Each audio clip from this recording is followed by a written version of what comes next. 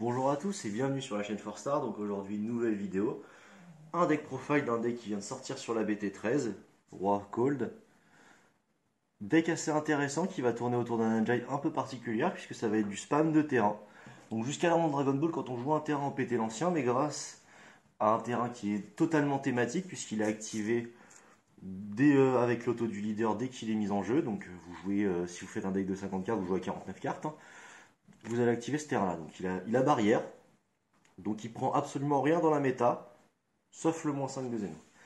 Donc c'est deux permanents assez longs, un qui explique que vous pouvez jouer d'autres terrains sur le terrain grâce à lui, et le deuxième permanent, oui vous pouvez jouer des terrains, mais à la condition qu'ils aient un coût de 2 et qu'il n'y ait pas déjà un exemplaire de ce terrain-ci sur le terrain. Donc en gros ça rend vos terrains, ça leur donne un petit peu le mot-clé unique. Vous allez pouvoir jouer plusieurs terrains, ils vont vous faire draw avec l'effet du leader, donc votre leader il va vous faire piocher, pas quand vous tapez, mais quand vous activez un terrain. De plus, sur la façon d'éveiller, ce qui est très intéressant, c'est que vous allez pouvoir vous auto-éveiller avec King Cold. Donc quand vous activez un terrain, vous allez pouvoir vous activer toujours l'effet du leader avant le terrain, c'est le plus intéressant. Vous allez pouvoir choisir jusqu'à un de vos points de vie et piocher un. Sur la face éveillée, il n'y aura pas l'auto-éveil. Il y aura juste l'effet de pioche. Votre éveil est à 2 énergies, votre permanent vous fait payer 1 les terrains au lieu de 2, ça réduit le coût de 1, donc il y a une pastille obligatoire, donc tous les terrains coûteront une énergie verte. Sur la face éveillée, même permanent, même effet, sans la prise de PV, et un activé de main et un activé de combat qui est très très intéressant et aussi bon offensivement que défensivement, parce que vous pouvez l'utiliser dans les deux tours, parce que c'est une fois par tour. Vous pétez un de vos terrains ont un effet quand ils sont pétés, et en plus vous gagnez 10k combo. Enfin, c'est pas en combo, c'est activé de battle, mais c'est très intéressant parce que ça va vous transformer donc vos terrains, vous les jouez, ils vont le 3 sur 4, ils vont avoir un effet de pioche. Et en plus, votre leader vous rembourse la draw, donc en termes de CA, vous êtes sur un CA neutre. Et après, vous allez transformer ces terrains en combo power. Donc c'est vraiment un deck qui va mettre une grosse pression en début de partie sur votre adversaire, parce que vous allez vous éveiller globalement à votre T2. Vous pouvez vous permettre T3 si vous commencez, si vous voulez mettre un énorme push. Mais T2 c'est très correct, hein, c'est globalement la range du deck. Vous allez mettre une grosse pression early, avoir une grosse main et vraiment atteindre votre apogée en mid-range. Mid-range au T3 c'est vraiment le tour le plus charnière. Les terrains, donc il y en a 4. Bon, pour l'instant sur cette extension il y en a 4, à voir si Bandai continue de booster des archétypes au fur et à mesure des BT de l'Unison Warrior. Donc ce terrain-là, c'est le moins important. Donc lui, il a juste un effet quand vous l'activez. Il en a pas, c'est le seul qui n'a pas d'effet quand vous le pétez. Donc quand vous le jouez, vous piochez un. Donc vous activez en premier l'effet de votre leader. Vous prenez jusqu'à un point de vie, vous piochez. Vous activez ce terrain-là, vous piochez une deuxième carte. Quand vous êtes éveillé, vous ne prenez pas le point de vie. Il a un permanent, donc quand il y a 4 terrains sur votre zone de combat, tous vos armées de freezer et vos freezer clans, ils gagnent plus 5000 pendant votre tour en attaque. Donc c'est assez intéressant. Sachant qu'il y a des contre-mises en jeu qui vont jouer une carte de combat, une contre-attaque qui a une carte de combat. Ça vous permet d'avoir des battles à 20 000 et une à 25, c'est quand même assez intéressant. La deuxième, donc celle-ci, quand vous la jouez, vous piochez un et vous jouez jusqu'à un armée de freezer ou freezer clan d'un coup de 2 ou moins depuis votre main. Donc c'est assez intéressant. Là aussi, hein, toujours faire l'effet du leader avant. Donc vous piochez un pour l'auto du leader, un pour cette carte et après vous jouez une carte.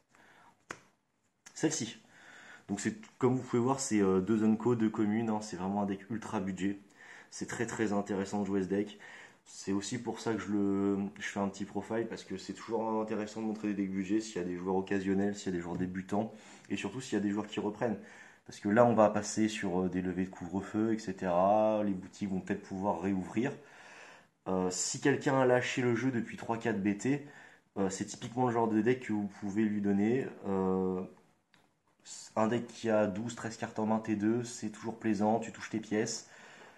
C'est un deck, il faut faire attention au deck out parce que T5, T6, ça peut arriver très fort le deck out. C'est pour ça que je joue à un peu plus de 50 main. Ce terrain, quand vous l'activez, il vous donne pas un effet de pioche, mais vous donnez 10 000 de puissance à votre leader pour tout le tour, double frappe. Il a un effet quand il est pété, vous enlevez un marqueur à un unisson adverse. Donc vous pouvez le péter avec l'activation combat de votre leader lorsqu'il est éveillé. Ça va activer l'effet de ce terrain-là, parce que ce terrain-là, quand un terrain hors autre que lui est pété, vous pouvez casser une carte de combat d'un coup de 2 ou moins. Donc attention, par contre, c'est un once per turn, donc c'est une fois par tour l'auto, donc vous êtes obligé de le résoudre. Donc dès la première occurrence de vous péter un terrain, hop, vous pétez une carte de combat. Et le dernier terrain, et pour moi, je pense que c'est potentiellement le plus fort. Les deux plus intéressants, enfin les trois plus intéressants, c'est ceux-là. Donc ça va être du x4 dans le deck, hein. Mais celui-là, c'est pour être très offensif. Celui-ci, c'est pour vraiment poser les deux moteurs d'engine en termes de battle. Et celui-là, c'est le plus intéressant. Donc c'est globalement votre opener. Et il est encore plus fort quand vous commencez parce que auto, quand vous activez ce terrain-là, vous pouvez prendre jusqu'à un point de vie. Et après, vous faites le top 3 dessus de votre deck. Vous prenez une mono verte et vous mettez les deux autres cartes sous votre deck. Donc en termes de puissance, c'est assez fort. Quand vous commencez avec King Cold, déjà vous allez activer un terrain. Donc déjà vous allez pouvoir avec votre leader piocher. Donc piocher quand on commence sans attaquer, c'est fort parce que la plupart des leaders faut attaquer pour piocher. Donc quand vous allez quand vous allez faire votre premier tour, vous allez activer cet extra là, vous allez faire effet leader, vous allez prendre un point de vie, vous allez piocher un, avec cette carte là vous allez prendre un autre point de vie, vous allez faire le top 3. Vous pouvez vous le permettre, c'est un deck pas ultra gros en face. Donc vous êtes à 6 points de vie, la plupart des leaders en général, il faut qu'ils attaquent pour piocher, il va vous attaquer, il va piocher 1, vous allez passer à 5 points de vie, ce qui veut dire que le T2, ça va être votre réveil, et vous allez pouvoir mettre de la pression à votre adversaire. Donc comme je l'ai dit en termes de ratio, celle-ci ça va être du x2, celle-ci x3, x4, la double frappe x4 aussi, et un nouveau souverain aussi x4. Donc ça vous fait un total de 14 terrains, donc 13 avec le terrain de base qui est fourni avec le leader, mais vous n'allez pas le toucher. Donc en termes de ratio, ça vous fait 14 terrains. Donc c'est pour ça que dans le deck, vraiment ce que je conseille, c'est profiter. En plus, je pense, c'est objectivement la meilleure super combo du deck, c'est faire du Paradus. Comme ça, vous allez pouvoir piocher 2, et si vous avez beaucoup de terrains en main, vous allez pouvoir mettre en dimension parallèle vos terrains. Ensuite, les cartes de combat qui sont un peu le moteur du deck. Donc il y en a deux. Il y a le Freezer A4, le Freezer BR qui est bloqueur dual attaque, et la Blueberry. Donc les deux ont une unité particulièrement différente. Donc celle-ci, quand vous la jouez, vous faites le top 7 et vous prenez soit un terrain, donc tous les terrains que je vous ai montrés qui ont un coût de 2, soit l'unisson du deck. Donc l'unisson du deck, je vais vous montrer juste après. Deuxième effet, donc c'est ce qui la rend vraiment moteur, et c'est vraiment si votre adversaire la gère pas, pour vous c'est de la free value, c'est très fort. Pour une énergie verte, vous allez pouvoir activer un terrain depuis votre zone de dispersion. Donc ça combo très bien avec le deck, puisque cette carte là, quand elle est éveillée, vous pouvez faire l'activation combat et péter vos terrains pour gagner 10K de puissance pendant la durée du combat. Donc en gros, vous allez péter vos terrains que vous avez joués depuis votre main. Vous allez péter, si celle-là reste sur le terrain, vous allez pouvoir les activer depuis la zone de dispersion. Et votre leader va vous faire piocher. Donc en gros, là, vous allez plus avoir un CA neutre puisque vous allez être remboursé de votre pause. Là, vous allez faire du CA positif. Vous allez créer une ressource avec une ressource qui a été générée depuis une autre zone de votre main. Donc ça, c'est fort. Si cette carte-là n'est pas gérée par votre adversaire, elle va lui faire très mal. Deuxième carte de combat, donc c'est le Freezer, donc il a un coût de 4. Son permanent, c'est que vous réduisez son coût de 2 toutes les deux extras depuis votre terrain et votre zone de dispersion. Donc quand vous avez 4 terrains ou 3 terrains et un terrain en dispersion, il va vous coûter 2. Donc ces deux cartes-là sont bien évidemment une cible à ce terrain-là. Donc globalement, c'est assez fort. Pour une énergie, vous allez pouvoir jouer ce terrain-là. Vous allez piocher avec votre leader, piocher une deuxième carte avec celle-ci. Souvent, votre adversaire ne va pas lâcher un contre de mise en jeu sur l'activation de l'auto de cette carte-là parce qu'il ne sait pas laquelle des deux vous allez jouer. Et ça vaut pas le coup de claquer un contre de mise en jeu juste pour une Berry Blue. Donc globalement, vous pouvez jouer celle-là de manière incontrable, quoi. Donc vous avez une 20 000 dual attaque. Si vous avez 4 terrains et que il y a celui-ci sur le terrain, vous avez une dual attaque 25 000 où vous tapez juste une fois. Après, il se redresse et vous avez un bloqueur. Et son auto est très intéressant parce qu'une fois par tour, quand vous allez bloquer, vous pouvez péter un terrain. Donc un de vos terrains, donc qui va de préférence un terrain qui a un effet, et il va se remettre en mode action. Donc vous pouvez taper une fois et après il contre deux fois. C'est un peu dans la veine du Goku 8 de la BT10, le rare, ou de l'Unisson Raditz. C'est vraiment quelque chose d'intéressant. Et dans King Cold, péter ces terrains, c'est pas une mauvaise chose parce que ça vous permet de les jouer. Parce que quand vous avez tous vos terrains et que vous n'avez pas moyen de les péter, ça vous bloque un peu. Parce que si vous posez pas de terrain, vous piochez pas dans ce deck. Donc une fois que vous avez joué les battles, je vais vous montrer l'unisson du deck. Donc lui aussi c'est un élément moteur. J'en ai mis 3. 4 ce serait pas trop lourd. Je préfère 3 parce que vraiment j'aime pas les mains mortes. C'est assez étonnant d'ailleurs que j'aime ce deck parce que j'aime vraiment beaucoup ce deck qu'on pioche vite. Beaucoup, on touche globalement tout son deck. Mais je me risquerais pas à mettre 4 unissons. Si vous voulez faire le play du moins 3 de cette unisson qui lui donne triple frappe et plus 5000 en activation combat, pour chaque terrain que vous avez, vous pouvez en jouer 4. Mais je pense que très vite, quand votre adversaire il va comprendre le déroulement du deck, il va mettre des patates à cette unisson-là. Et globalement, en jouer 4, ça sert à rien. En termes de curve de votre deck, ce deck-là, si vous êtes assez débutant, vous n'avez pas trop de séquencing à avoir sur les 3 premiers tours, ça va être ultra répétitif. Donc globalement, l'opener que vous voulez, c'est cette carte-là. Comme ça, vous pouvez prendre 2 points de vie. Si vous commencez, si vous commencez pas, vous n'avez pas besoin de prendre 2 points de vie. Si votre adversaire va vous aider à vous éveiller. Vous allez jouer cette carte-là en premier tour, ou celle-ci, et après jouer la Blueberry gratuitement avec ce terrain-là. Ça va être vos 2 openers, et le T2, si vous pouvez vous éveiller, vous jouez cette carte-là, donc vous faites son plus 1, vous activez un terrain de pivotement. Et après, vous vous éveillez, vous détapez 2. Donc du coup, vous n'êtes pas à poil sur le tour de défense. Globalement, si vous avez joué New Ruler, enfin Nouveau Souverain T1, vous allez jouer celle-là sur le T2 avec l'effet du leader, vous avez posé une Berry Blue, vous allez, après vous allez vous éveiller, vous allez taper avec votre leader, vous allez péter un terrain avec votre leader, et après vous avez utilisé l'activate main de Berry Blue, et rejouer le terrain depuis la drop. Donc ça vous permet de repiocher après leader, et de générer un CA avec une ressource que vous n'avez pas dépensé votre main. Son moins 1, c'est intéressant aussi, si elle n'est pas gérée, vous pouvez péter une carte de combat d'un coup de 5 ou moins, c'est honnête. C'est une bonne unisson. Comme c'est un plus 1, qu'elle n'a pas de permanent comme des Migra, qui est une mission monstrueuse de rester à 2 marqueurs ou plus, assez facilement en prenant des PV ou autre chose, j'ai décidé du coup de ne pas jouer les Freezer Counterplay parce que, comme j'ai dit, quand ce deck va être assez connu, ça va être très facile, il va être très facilement comprable. Et Freezer, si vous avez tout le temps une mission qui se fait gérer en termes de compteur, bah c'est une main morte, quoi. Enfin, c'est pas une main morte, c'est juste un 5K combo, mais c'est dommage. Freezer, il n'est pas utilisé pour être un 5K combo. Votre défense, parce que vous avez aussi de la défense dans ce deck-là.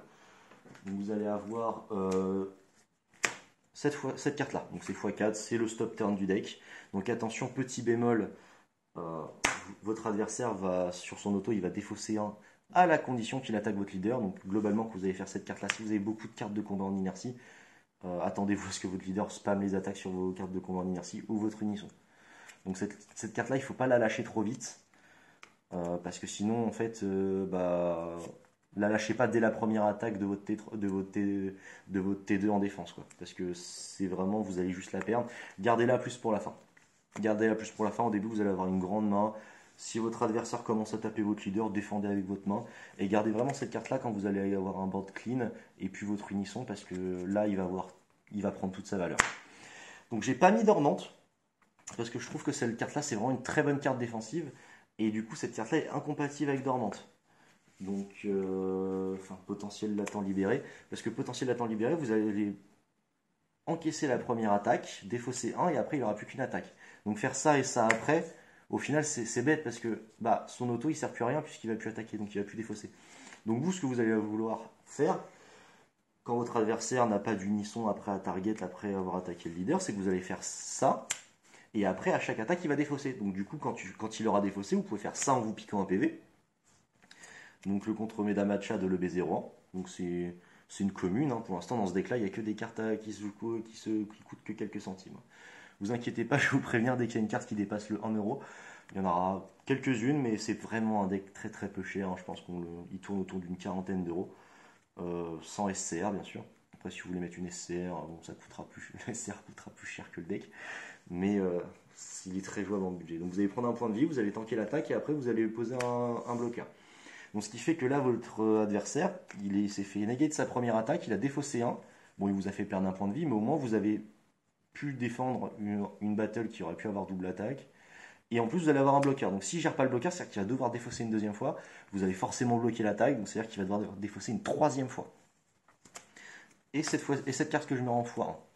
Donc cette carte-là, coûte 2, et vous pouvez contrer l'attaque gratuitement si vous avez 3 terrains sur votre terrain.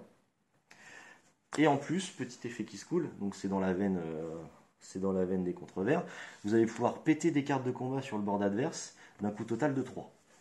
Donc c'est assez intéressant.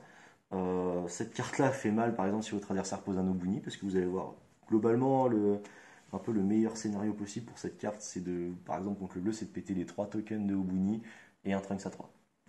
Le Trunks héroïque prospect. Donc, il y a de la bonne défense dans ce deck, hein. Globalement, c'est un deck qui va très vite toucher toutes ses pièces et vous allez facilement avoir votre stop turn, vous allez forcément toucher, hein. Autre carte défensive, donc là on est plutôt dans le compte de mise en jeu. Donc cette carte là c'est une proxy du couleur. Bon, j'ai pas encore mon playset, hein, la poste a fait un peu des siennes. Globalement vous pouvez en jouer 2 aussi. Moi j'en joue 3. 4 c'est peut-être un peu beaucoup parce qu'il y a des decks il y a des decks, cette carte là va pas servir. Contre le rouge ça c'est intéressant. Contre le jaune ça l'est moins. Donc cette carte là en fait c'est une preemptive strike. Donc son coût baisse, son permanent, son coût baisse de 1 pour toutes les extras que vous avez sur votre terrain dans votre zone de dispersion. Donc vous, dans King Cold, à partir du T2, coûte 1. Donc, pour 1, c'est préemptive. Et après, vous jouez cette carte, et son auto à cette carte-là, c'est si votre adversaire a 8 cartes ou plus dans la main, il défausse 1. Donc c'est assez intéressant, ça vous fait une battle. Si vous avez le terrain qui a le permanent de donner plus 5 pendant votre tour, c'est une battle qui a 20 000, même 15 000, c'est assez honnête, hein. Ça crée des ressources, c'est-à-dire que vous avez un contre-mise en jeu qui va faire diminuer les ressources adverses d'une carte s'il ajoute plus sa main, d'une deuxième avec son auto, et après vous avez une battle qui va générer de la ressource à taper l'adversaire et toujours générer plus de ressources déficitaires chez votre adversaire. Donc ça c'est intéressant. J'ai mis un influx bleu, si vous jouez contre un deck qui va avoir des arrivals, des stop turns, parce que là vraiment, dans cette méta, les stop turns, chaque deck en a un. Donc votre adversaire fait un stop turn, fait un arrival, fait une KSR pour un vert, vous cleanez son board. 2 si vous n'avez pas d'unisson. Honnêtement, dans beaucoup de cas, payer 2, c'est très correct. Et au pire, si ça vous sert à rien, bah, avec l'effet d'un nouveau souverain, quand il est pété, vous piochez un et vous défaussez cette carte si vous l'avez en main ou vous la chargez au pire. C'est une one-off, c'est pas trop gênant. Percée ciblée. Donc, pourquoi jouer une percée ciblée alors qu'on a couleur? Bah, le problème de couleur, c'est que son permanent, ça le réduit de 1 dans votre main, mais que dans le tour adverse. Donc, si vous prenez un stop turn, en termes d'attaque, bah, vous n'avez pas de réponse. Donc c'est pour ça que c'est bien de jouer cette carte-là. De plus, cette carte-là vous fait piquer un PV, donc vous n'êtes pas forcément obligé de payer une énergie. Si c'est votre tour de finish, c'est très très intéressant, c'est une très bonne carte. Ça fait beaucoup de mal à beaucoup d'adversaires de se faire contrer ça sur le Mecha Freezer Stop Turn Championship, un topo, la poutine de Mechikabura. Cette carte-là, Mechikabura, il paye 2, il est full tap. Pour essayer de mettre son stop turn, vous faites ça, il a perdu. Globalement, il a perdu, il s'en relèvera pas. Maintenant, je vais vous présenter les power play du deck. Donc il y en a quelques-uns. Donc après là, c'est très personnel. Je pense que pour avoir testé plein de fois ma decklist, elle tourne vraiment pas mal. Je suis vraiment dans le. Je pense que la meilleure tournure de ce deck-là, c'est vraiment une bonne pression early game et vraiment des bons power play mid-range et ça fera mal. Donc là, on passe sur des cartes qui valent un peu plus qu'1 euro. Donc c'est les premières, si je ne m'abuse. Non, enfin il y a les couleurs. Le couleur, donc en SR, c'est 6-7 euros. SPR, à peu près 9-10 euros. Ça reste correct. Rosie, donc ça vaut 10 euros. Gohan, ça vaut 7-8 euros. Kakunsa, ça vaut entre 5 et 7 euros. Ça reste honnête, ça reste très budget. Les trois sont des staples bleus, hein, sont des staples vertes. Donc vous allez pouvoir les réutiliser dans tous vos decks après. Les couleurs aussi. Peut-être un peu moins que x3, mais un bon x2 side, ce sera tranquille, ça trouvera tranquillement sa place dans le vert. Donc Rosie, si vous la connaissez pas, à la déflexion, à coup de 3, quand vous allez jouer, votre adversaire défausse 2 et gagne triomphe. Donc ça, contre le bleu, c'est assassin. Contre certains decks rouges, par exemple KP, c'est assassin. C'est trop fort, ça a l'effet de la Rébriane, et après ça triomphe, ça tape plusieurs fois, ça met une grosse pression. Si votre adversaire vous met Violent Raise, bah après vous jouez ça et il est en PLS quoi. S'il est full tap, il est en PLS, il va souffrir. C'est moins fort que la méta d'avant. Parce que la méta d'avant, il y avait beaucoup moins de réponses. Là, ça prend un peu la KSR noire. Si King Vegeta peut la gérer avec son auto, mais c'est une carte très forte. Elle fait vraiment beaucoup le taf. En x2, c'est très correct. Et vous avez souvent à toucher parce que c'est un deck qui touche beaucoup ses pièces, qui voit beaucoup son deck. Et elle fait souvent la différence. Quand elle est placée au bon moment, c'est meurtrier. Le Gohan. Donc le Gohan, vous avez sa solution, son alternative totalement budget qui est en plus d'archétype, donc le Freezer. Donc le Freezer, son coût est réduit de 1 par le nombre de terrains que vous avez sur le terrain. Donc vous le payez pour 3. Là, le Gohan, si vous avez 3 points de vie, vous le payez pour 2. Donc ils ont à peu près la même optique. Le Gohan, quand vous le jouez, soit vous enlevez un marqueur à une unisson, soit vous pétez une carte de combat en ignorant barrière. Donc c'est un auto d'arrivée, il a déflexion. Les deux ont déflexion double frappe, 25 000. Lui, il va taper une fois. Après, vous avez pété un terrain, vous allez le redresser, défausser d'une carte en main votre adversaire et péter une carte en ignorant barrière. Cette carte-là est un peu moins forte parce que contre le jaune, elle peut rien faire, parce qu'il va il va se faire blanchir. Euh, il peut se prendre la KSR. Cette carte-là va péter une carte en ignorant barrière direct quand elle arrive. Donc je la trouve plus intéressante. Après, elle demande plus de setup. C'est plus facile dans King Cole d'avoir plusieurs terrains et d'être à 4 points de vie que d'être à 3 points de vie. Après, cette carte-là, elle coûte que 2. Je trouve que pour 2, avoir ce genre de powerplay, d'avoir une 25 000 double euh, qui pète une carte en ignorant barrière, c'est très fort. Mais les deux sont jouables, hein. Les deux sont très corrects. Ça coûte moins d'1 euro. Hein. Donc si vous n'avez pas envie de mettre 8 euros sur ça, ça fait le taf pour une énergie de plus. Et ça tape 2 fois. Donc ça a aussi des désavantages, que ça prend plus de trucs en compte, mais c'est plus fort si ça prend. Kakunsa, donc ça coûte entre 5 et 7 euros, je crois que je l'ai déjà dit. Quand vous la jouez à la unique, quand vous la jouez auto, vous piochez 1. Et activation principale, si votre adversaire a 3 énergies ou plus et 8 cartes ou moins, et 8 cartes en main ou plus, vous meulez 2. Et cette carte-là va gagner double frappe et 16 000 de puissance jusqu'à la fin du tour adverse. Donc c'est intéressant. C'est vraiment un power play. Donc c'est vraiment si votre adversaire est full tap ou quoi que ce soit et que vous avez besoin de mettre une dernière attaque qui fera mal, cette carte-là elle assassine. Parce que juste pour une énergie, vous allez piocher 1 et vous allez pouvoir mettre une 20 double. C'est vraiment assez fort. C'est vraiment assez fort. Et les one-off du deck, donc il y a. Bon, cette carte-là c'est nécessaire, elle n'est pas budget, donc je choisis la hip. Donc quand vous payez 1 10 de combo, quant à leur combo, vous pouvez faire l'auto. Vous bannissez cette carte du jeu et vous pétez une carte de combat adverse en ignorant barrière. J'aime bien. Vous pouvez jouer SR héroïne aussi, qui est à peu près dans la même range de prix, qui est assez intéressante. Ou pas jouer de SR, hein, c'est aussi bien. Par exemple, si vous n'avez pas les moyens d'avoir une SR, vous pouvez mettre un bon vieux fou 10, vous pouvez mettre le bon vieux fou 8 aussi. Parce que votre adversaire, vous pouvez même. Si vous orientez en plus ce deck-là un peu plus 10-15, cette carte-là peut faire très mal. Après, là, il y a aussi pour 5 énergies vertes, vous avez cette carte-là, vous la posez à la triple frappe due à l'attaque pendant un tour. C'est assez intéressant. C'est vraiment très intéressant. Un autre finisher, donc le Mira. Donc vous allez très vite accumuler votre drop. Vous n'allez pas jouer trop d'espace-temps dans ce deck-là parce que, comme je vous l'ai montré avec la Blueberry, vous allez pouvoir réutiliser vos terrains depuis vos zones de dispersion. Donc ça, c'est vraiment le finisher. Vous dégagez tout votre terrain, vous tapez à 30 000 double frappe, vous avez pioché un. Et au pire, si ça passe pas, vous pouvez retaper une énergie dans le tour adverse pour vous défendre. Bon, par contre, après, vous allez pas pouvoir régénérer du CA avec vos terrains dans la zone de dispersion, ce qui seront perdus. Et autre carte, une petite Ribrianne. Donc j'aurais pu en mettre une de plus. J'aime bien la one-off, c'est intéressant parce que, comme je vous ai dit avec Nouveau Souverain, vous allez faire l'effet de piocher un, défausser un. C'est la meilleure, globalement, c'est la meilleure cible du deck pour défausser. Ça peut toujours être intéressant, si vous prenez un stop turn ou quoi que ce soit, de juste payer 2 énergies vertes et hop, vous faites défausser votre adversaire. Des fois, sur votre T3, vous n'avez pas grand chose à utiliser avec vos énergies. Donc, T3, T4, suivant comment votre setup est mis, si vous ne faites pas dessouder votre unisson, vous allez avoir tellement de choses gratuites ou pas chères que faire une Ribrianne, ça fait toujours plaisir. Dans les autres staples vertes qui auraient pu rentrer dans le deck, comme j'ai dit, Freezer, j'aime pas trop parce que l'unisson peut se faire facilement gérer en marqueur, donc je l'ai pas mis. Zarbon, pour la même raison que Ribrianne avec New Ruler. Il est intéressant, vous gagnez un bloqueur, ça fait discard l'adversaire tous les tours, vous pouvez défausser vos terrains, ça vous fait des mains mortes. Je vous ai expliqué pourquoi j'ai pas joué potentiel latent. Je dis pas que c'est la bonne solution, c'est juste que si vous jouez potentiel latent, je trouve que du coup c'est pas utile de jouer le stop turn, ou en tout cas pas x4.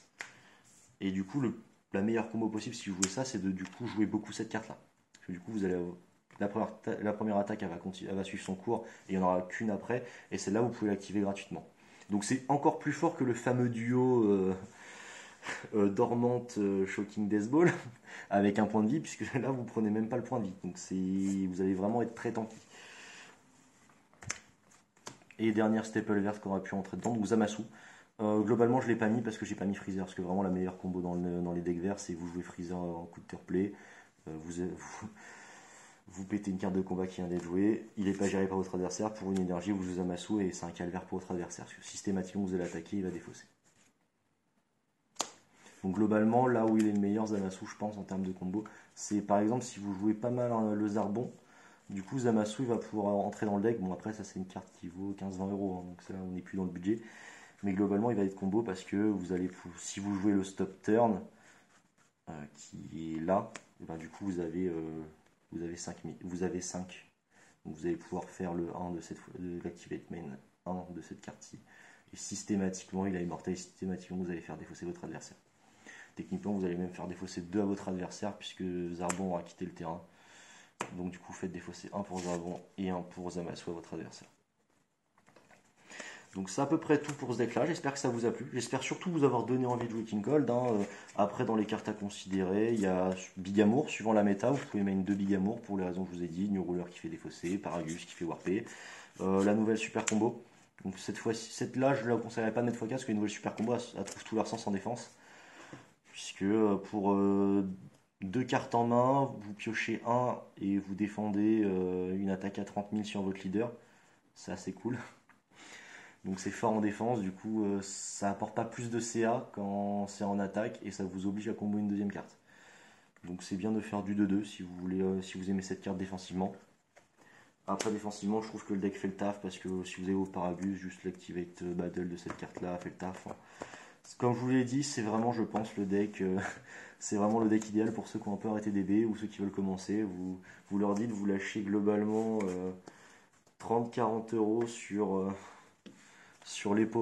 cette série de powerplay dans le deck. Donc ces 3 cartes-là, 2 couleurs, 3 si vous savez qui va le garder longtemps ou qui va jouer vert.